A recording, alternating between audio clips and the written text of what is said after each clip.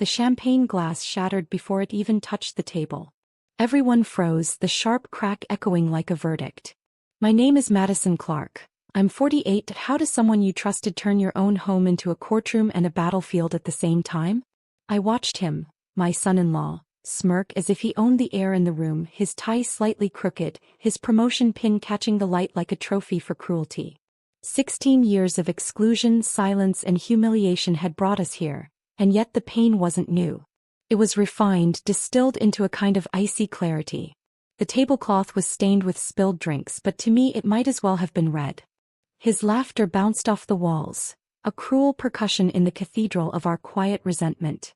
I noticed the mirror behind the bar, our reflections twisted in its glass, distorted, almost mocking. My daughter's eyes were pools of disbelief, betrayal carved deep into her cheeks. And for a moment I understood something terrifyingly simple. He didn't feel guilty. He never had. All these years he had thrived on the power of cutting us out, of rewriting history in his favor. I clenched my hands, feeling the smooth weight of the champagne bottle like a talisman. Revenge didn't need to roar. Sometimes it waited. The room smelled of expensive perfume and stale regret. I traced the rim of my glass with my fingertip, noticing the tiny tremor in my hand, the only betrayal my body allowed. He spoke again, words coated in that arrogant charm. You're too old to understand ambition. His voice bounced across the polished floor, confident, untouchable. I felt the silence stretch like a living thing wrapping around me. The way he said it, like my daughter and I were obsolete, was almost artful in its cruelty. I remembered the day he first cut us out. A quiet dinner, an empty chair for me at my own granddaughter's recital, a text message replacing conversation. He had mastered absence as punishment, a silent blade hidden in civility. And now, years later, he paraded his promotion like a crown, unaware that every sneer had built a scaffolding I could climb. From the corner of the room, I caught the reflection of the chandelier in the mirror again. Fractured light danced across the floor, as if hinting at a fracture in his armor I hadn't yet revealed. I realized revenge wouldn't be loud.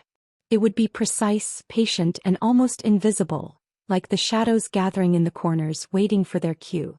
He was unaware that the longest nights often birthed the sharpest dawns. The restaurant faded into a blur, voices and clinking silverware becoming nothing more than a static hum. I felt the texture of the table beneath my palms, cool and unyielding, as if it understood the calculation forming in my mind. My daughter's hands trembled beside mine. She didn't speak, she never had when rage was too heavy to carry aloud.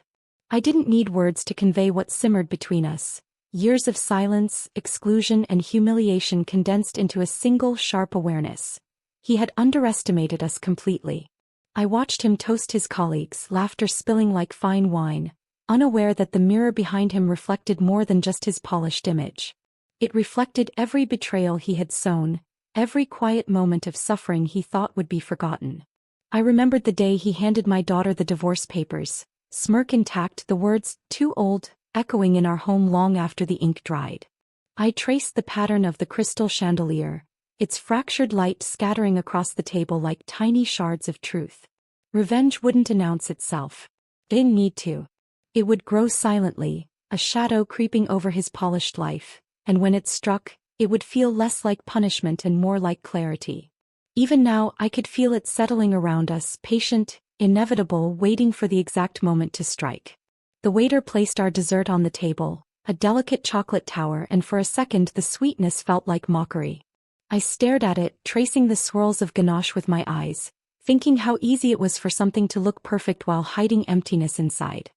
He leaned back, laughing at a joke no one else heard, the light catching on his watch, a glint that made him seem untouchable. But untouchable was a facade I had learned to dismantle long ago. 16 years of exclusion had sharpened me, taught me patience. I didn't need to confront him yet. That would be too obvious. Instead, I let him parade, let him bask while I mapped each weakness like constellations in the sky. My daughter whispered, "Mom." But I only shook my head. Not yet. Silence had become our weapon. It had always been. I noticed the mirror again, its surface reflecting more than the room. It reflected him in a way he could not see, isolated, fragile beneath the layers of ego. I imagined peeling those layers one by one, Each revelation quiet, precise, irreversible. The shadows in the corners seemed to lean closer, patient conspirators. And I realized with a cold clarity that power wasn't in anger. It was in waiting, watching, and letting them stumble into their own mistakes. He raised his glass again, and for a fleeting moment, our eyes met in the mirror behind the bar. He didn't notice me, but I noticed everything. Every twitch of arrogance, every flicker of self-satisfaction. He thought he owned the room, the promotion, even our history. How little he understood the patience of someone who had been erased for 16 years. I remembered the divorce papers, the smirk, the words that cut sharper than any knife. You guys are too old. He had laughed at our supposed obsolescence, but he hadn't counted on memory as a weapon, on the quiet knowledge of every slight, every insult, every time he thought we wouldn't notice. The soft clatter of utensils and low murmur of colleagues became my rhythm, a heartbeat I could follow. I traced the rim of my glass, imagining the threads of his life, how tightly they were woven around his ego, how delicate the weave could become when pressure was applied just right. I didn't need confrontation. I had time. I had strategy. I had silence. And I understood finally, revenge wasn't a moment, it was an architecture. Across the room he laughed again, unaware that the walls themselves seemed to lean in, listening, preparing to witness the unraveling. He excused himself to speak with his colleagues, leaving his chair slightly pulled back, as if the universe itself had bent to accommodate him. I let my eyes linger on that empty seat, imagining the collapse of his carefully curated world, piece by piece. My daughter's fingers brushed mine under the table, a silent plea, a reminder that she was still fragile from the years he had stolen from her. I squeezed back, a quiet signal. The storm was coming, but it would arrive on our terms. I caught the reflection of the chandelier in the mirror again, fractured light spilling like tiny warnings across the floor. Each shard seemed to whisper, "Patience, Madison. Wait." And I did. Silence had been our ally for 16 years, and it would not fail us now. I recalled every time he had flaunted his victories, every too old comment, every small exclusion that had been intended to wound. Now those moments became threads I could pull, each one unraveling the illusion of control he carried so arrogantly. The air was thick, charged, as though it knew a reckoning was near. And I felt it too, the shift in weight subtle but undeniable. Revenge didn't need to roar. It needed only to appear inevitable, and in that inevitability he would find clarity, not escape. He returned, unaware of the careful observation that had turned his every move into a map of vulnerability. I smiled politely, soft, almost imperceptible, like the calm before a storm. No one could guess the reckoning I had been constructing for 16 years. The room hummed with applause as he received another congratulatory handshake. I let the noise wash over me, tracing the reflection of the chandelier in the mirror again, fractured light that seemed to highlight his blind spots, the cracks in his self-assured armor. My daughter's hand found mine once more, trembling, but I didn't speak. Words were unnecessary. The silence itself became a message heavier than any accusation. I had learned that power didn't announce itself. It seeped, patient and precise, until the moment came when it could no longer be ignored. I pictured the promotion dinner later, the colleagues who admired him, and how little they knew of the man sitting there, smug, untouchable, untarnished in their eyes. They had no idea how meticulously I had orchestrated a reckoning. Not loud, not explosive, but quiet, inescapable. As the final toast rose, I realized with a steady heartbeat. Revenge wasn't satisfaction. It was clarity. And soon he would understand, in the most humiliating, precise way possible, that 16 years of arrogance could crumble silently, spectacularly, under the weight of truth. The applause had died down, replaced by the low hum of conversation. I stood at the edge of the room, my reflection in the mirror behind him catching his attention for the first time. He looked unsettled.